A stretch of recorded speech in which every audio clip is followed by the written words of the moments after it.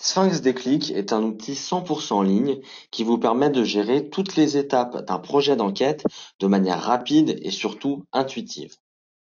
Après avoir entré votre identifiant et votre mot de passe, vous accédez à un environnement qui intègre l'ensemble des enquêtes que vous avez créées. On va voir ensemble comment gérer un projet de A à Z. Première étape, créer une nouvelle enquête. Cette enquête, je vais l'appeler tout simplement test. Je peux d'ores et déjà choisir un fond d'écran. Une bibliothèque est disponible, mais vous pouvez aussi importer vos propres fonds. Désormais, j'accède à un bandeau avec 4 onglets qui correspondent chacun à une étape de votre projet. Vous avez la conception du questionnaire, la diffusion et la collecte des réponses, la consultation des données reçues et l'analyse et le partage des résultats. Pour construire votre questionnaire, rien de plus simple. La fonction question vous permet d'ajouter toutes les questions que vous souhaitez poser. Vous entrez l'intitulé dans libellé et les réponses potentielles dans les modalités.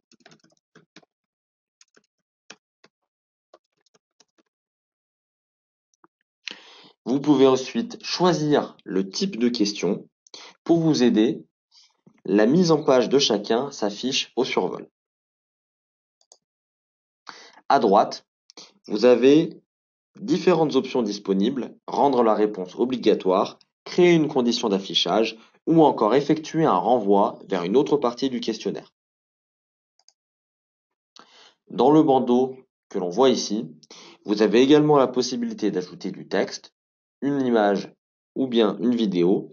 Une bibliothèque de questions récurrentes est disponible pour vous faire gagner du temps. Enfin, la fonction personnalisée vous permet de créer votre propre mise en page.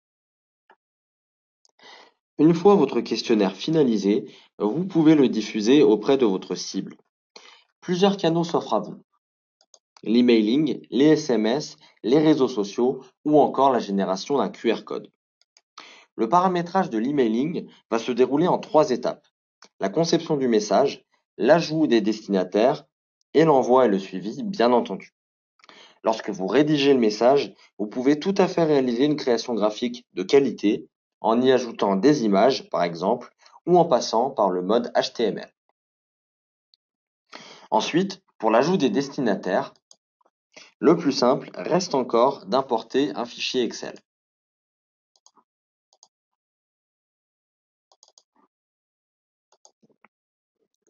La première colonne de votre fichier Excel doit impérativement intégrer vos adresses e-mail. Vous pouvez également ajouter d'autres champs qui vous serviront pour personnaliser votre emailing ou pour vos analyses. Votre fichier importé, il ne vous reste plus qu'à envoyer l'emailing. Vous pouvez choisir une réponse unique et modifiable ou de multiples réponses. Enfin, vous lancez l'envoi ou vous le programmez auprès de l'ensemble de vos destinataires. Vous pouvez aussi d'ores et déjà programmer une relance dans une semaine, admettons, auprès de ceux qui n'ont pas répondu ou alors qui ont abandonné en cours de saisie.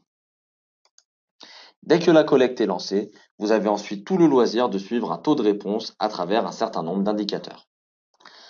Vous avez donc désormais une base de données complète que vous pouvez consulter dans l'onglet Données. Plusieurs fonctions s'offrent à vous, dont la qualité de l'échantillon. Elle vous permet de vérifier entre autres la représentativité de votre échantillon, mais aussi de voir si les questionnaires sont remplis correctement. Si ce n'est pas le cas, quels sont les types de questions qui sont les moins bien complétés? Suite à cela, nous en arrivons à l'ultime étape qui consiste à analyser les résultats, à créer un dashboard et à le partager. Vous allez pouvoir créer une nouvelle vue. Sur la gauche, vous avez l'ensemble des questions de votre enquête. À l'horizontale, des fonctions d'export, mais également un accès au didacticiel. À droite, les différentes analyses qui s'offrent à vous. À plat, croisé. Les analyses avancées regorgent de nombreuses possibilités, importance performance, AFC, ACP, typologie, carte géographique. Vous pouvez également, si vous le souhaitez, accéder à une analyse des données qualitatives via des nuages de mots ou encore via de l'analyse de contenu. Enfin, vous pouvez ajouter des formes, du texte et des images pour personnaliser votre dashboard.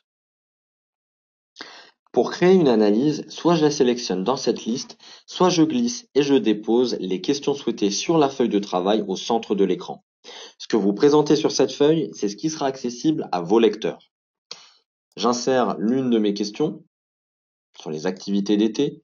J'ai la possibilité de montrer le tableau et ou le graphique. Je peux par exemple regrouper mes modalités, admettons en deux catégories, comme les activités sportives et les activités non sportives. J'accède également à une bibliothèque de graphiques qui me permet finalement de choisir le graphique adapté en fonction du profil du lecteur. Par exemple, plus d'indicateurs pour les managers. Je vais vous montrer le demi-anneau avec la possibilité notamment de changer les couleurs, mais également l'indicateur, comme on l'évoquait, avec la modalité la plus citée. Je vois très vite que la principale activité dans la région concerne les visites culturelles. Pour effectuer un croisement entre deux questions, le principe est exactement le même. Je vais aller récupérer ma variable activité, utilisée à l'instant, que je vais croiser toujours en glissant avec une variable genre. Je peux, si je le souhaite, modifier le graphique, mais j'ai également accès aux tests statistiques, et notamment au Ki2. J'apprends ici que la relation entre mes deux variables n'est pas significative. Autrement dit, mon analyse n'est pas pertinente. Autre exemple simple, on peut découvrir les mots les plus cités dans une question ouverte. Il suffit que je glisse et dépose ma question ouverte. Je vois que les mots qui apparaissent en gros sont les plus cités, avec notamment le nombre de citations entre parenthèses. Alors, l'intérêt de notre module d'analyse est qu'il s'agit d'un module de data visualisation. Il vous permet de rendre vos restitutions plus compréhensibles par tous, notamment par le biais de l'interactivité. Cette interactivité, elle se matérialise par des scénarios. Je peux par exemple décider de filtrer toutes mes analyses en fonction d'un seul et unique profil. Par exemple, si je clique sur le mot magnifique, je vois mes deux graphiques qui ont évolué. Ici, je peux voir que l'activité principale dans la région, pour ceux qui ont utilisé le mot magnifique dans leurs commentaires, est le vélo. Si je veux ensuite poursuivre mes analyses, il me suffit de créer une nouvelle page.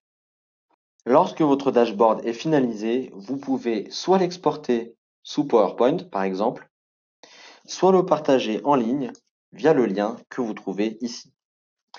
Votre dashboard est désormais terminé, c'est à vous.